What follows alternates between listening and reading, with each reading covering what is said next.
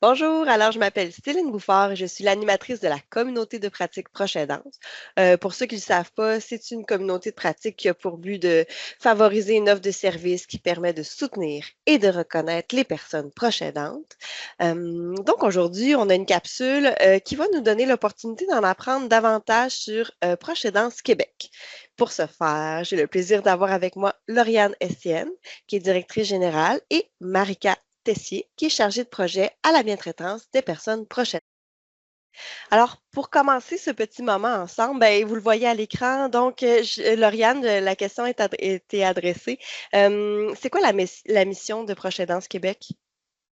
Alors, la mission de Proche Aidance Québec, elle est de défendre et promouvoir les intérêts des personnes proches aidantes à travers le Québec. Et depuis notre fondation en 2000, nous comptons près de 120 organismes communautaires membres qui soutiennent les personnes proches aidantes. Donc, ce que ça veut dire, c'est que nous sommes un regroupement national, nous sommes la voix unifiée de nos membres à travers la province et on travaille en fait pour défendre les intérêts des personnes proches aidantes en faisant entendre leurs préoccupations et en plaidant pour des politiques et des programmes qui répondent à leurs besoins.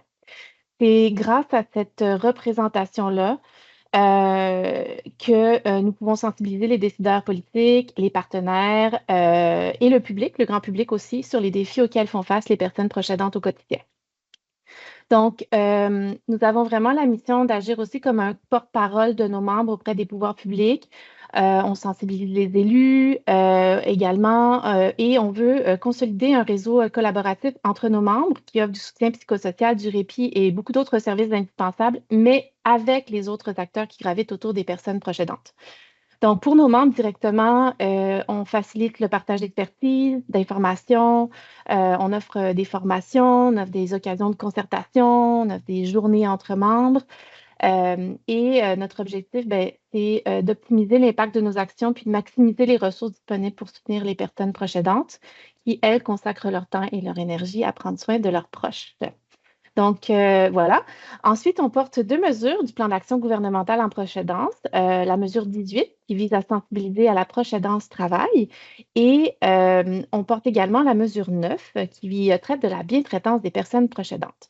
Donc, nous sommes un regroupement. Nous avons des membres qui sont à l'échelle du Québec, qui sont ancrés dans la communauté, qui offrent des services experts aux personnes proches aidantes. Et ben, notre souhait, en fait, c'est qu'on puisse travailler collectivement à créer un filet, en fait, de soutien auprès des personnes proches aidantes. Merci Lauriane. Prochaine question pour Marika. Est-ce que tu pourrais nous parler un petit peu plus là, de la boîte à outils là, qu'on nomme la bientraitance des personnes proches aidantes, une responsabilité partagée?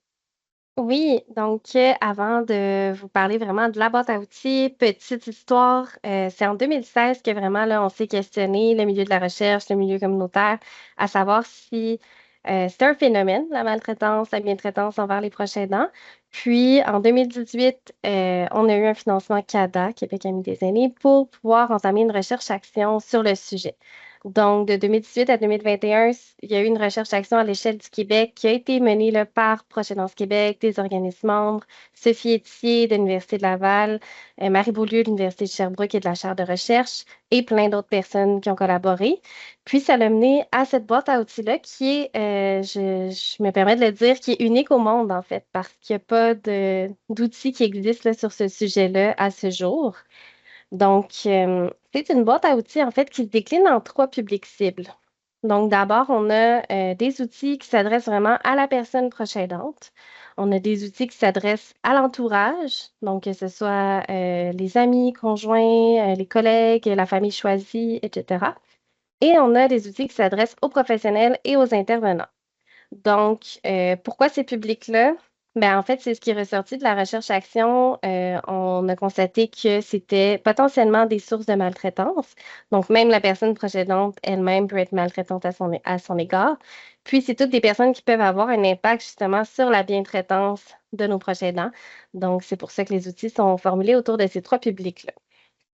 Concrètement, qu'est-ce qu'on retrouve dans cette grande boîte à outils-là?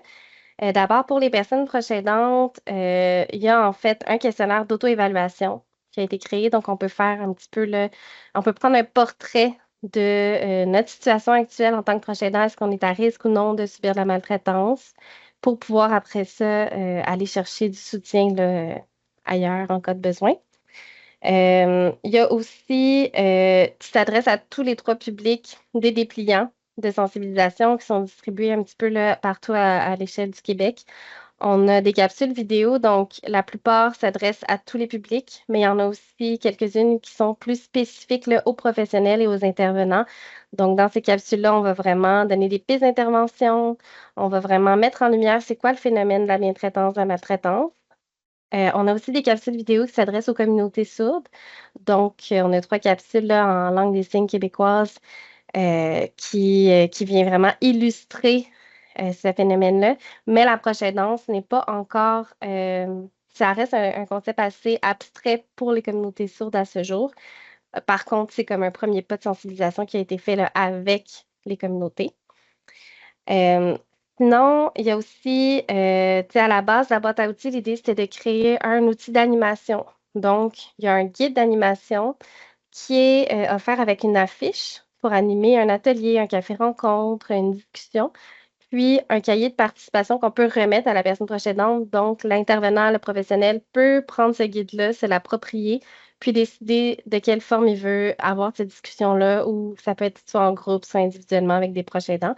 Puis, il y a tout, en fait, il est soutenu là, dans cette démarche-là pour justement aborder là, ce phénomène-là qui est la maltraitance envers les proches aidants.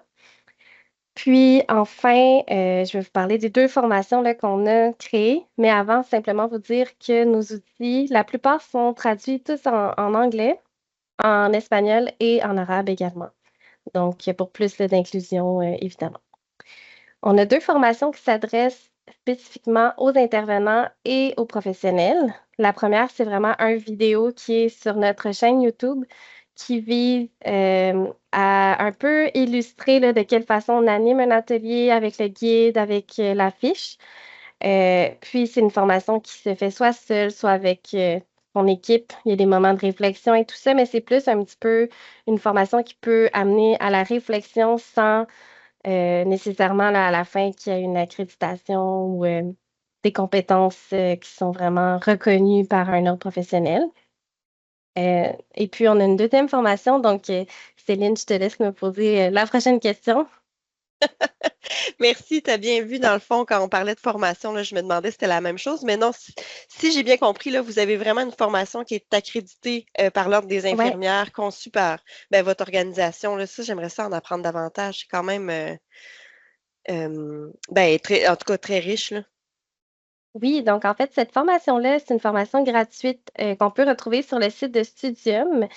C'est une formation qu'on a créée là, via le Centre d'innovation en formation infirmière et en apprentissage professionnel, qui, eux, avaient déjà l'expertise un petit peu plus là, infirmière et vraiment comme plus au niveau du parcours universitaire. On a quand même fait appel à nos collaboratrices, donc Sophie Etier de l'Université Laval, Alain Andrianova du CREGES, Gabriela Peguero-Rodriguez de l'Université du Québec en Outaouais. Puis, Lauriane et moi va collaborer là, à la création de cette formation-là. Donc, c'est une formation autoportante de 2 heures qui se trouve en ligne.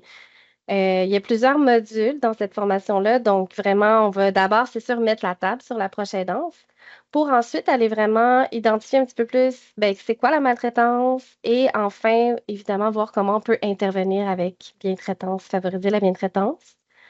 C'est une formation qui s'adresse à tous les professionnels du réseau de la santé et des services sociaux. Mais en termes d'accréditation, ben, c'est 2 heures qui sont reconnues par l'Ordre des infirmières et infirmiers du Québec. Par contre, c'est qu'on ne sait pas à ce jour si d'autres ordres professionnels pourraient l'accréditer, mais c'est potentiellement le cas. Donc, en fait, si un professionnel, par exemple, un ergothérapeute choisit de faire cette formation-là, il peut après ça soumettre la demande à son ordre professionnel. Donc, voilà. Cette formation-là, en fait, va permettre vraiment de reconnaître d'abord c'est qui nos proches aidants dans le réseau de la santé, mais plus spécifiquement d'identifier les manifestations de maltraitance, puis après ça, d'identifier les moyens pour favoriser la bientraitance. Puis comment ça s'arrime tout ça? Bien, en fait, c'est vraiment une formation qui est interactive. Donc, si je peux vous donner un exemple, une des activités, on se met dans la peau de Maude, qui est une personne proche aidante, puis on va vraiment devoir faire des choix par rapport là, à son parcours de proche aidance. Donc, on fait des choix en fonction de nous, comment on agirait dans cette situation-là. Puis, on voit qu'il y a des impacts à plusieurs niveaux, que ce soit sur sa santé mentale, physique, financière ou autre. Donc, en faisant ce petit jeu-là, ben, on se rend compte que, bon, c'est pas évident tant que ça là, de prendre des décisions, qu'il y a de la maltraitance un peu à plein d'endroits, puis que ça peut être assez complexe comme réalité. Fait que ça, c'est une des exemples là, qu'on retrouve là, vraiment dans cette formation-là qui est interactive. Euh, donc, vraiment, pourquoi on s'adresse au réseau de la santé des services sociaux?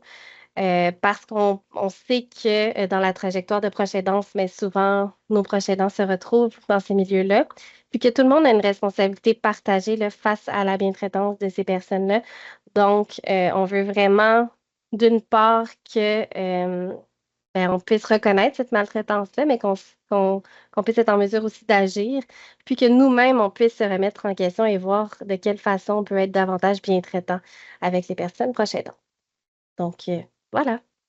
C'est magnifique, vous faites un travail extraordinaire, sérieusement, là, je suis épatée de voir l'étendue de tout ce que vous faites. Peut-être petite question surprise de la fin. Si vous auriez un souhait là, avec la diffusion de cette capsule, là, ce serait lequel? Vous pouvez penser un peu, là. Moi, j'en ai un, mais Lauriane, peux-tu y aller? Vas-y, Mais Lauriane. sinon...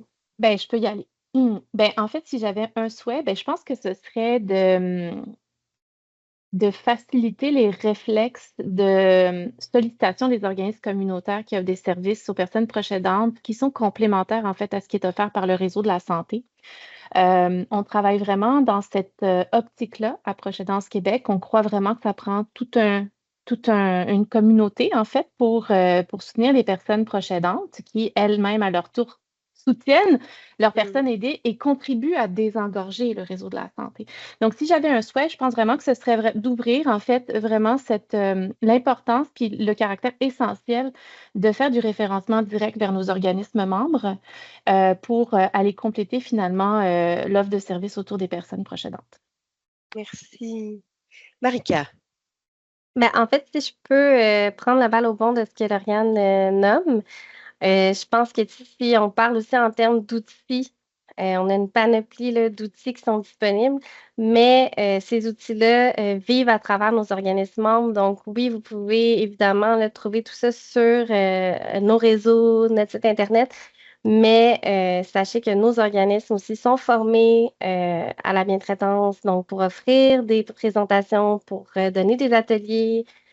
Puis souvent, ils ont le matériel aussi. Donc, si quelqu'un a besoin, souvent, par exemple, si un CIUS nous approche pour obtenir du matériel, ben, on va le référer vers un de nos organismes. Donc, n'hésitez pas à aller chercher justement cette collaboration-là puis ce soutien-là auprès de nos organismes communautaires. Ah, merci, mesdames, de vous être prêtées au jeu de l'entrevue. Merci aussi de nous avoir éclairé sur Proche Aidance Québec, les différents projets que vous portez. En fait, ça rayonne beaucoup finalement autour de la Proche Aidance. Je vous remercie pour ce que vous faites. Pour les gens qui écoutent, ben, je vous invite à partager la capsule, puis à rester à l'affût là, si on a des nouveaux contenus là, à partager. Donc, ben, à bientôt pour une prochaine capsule.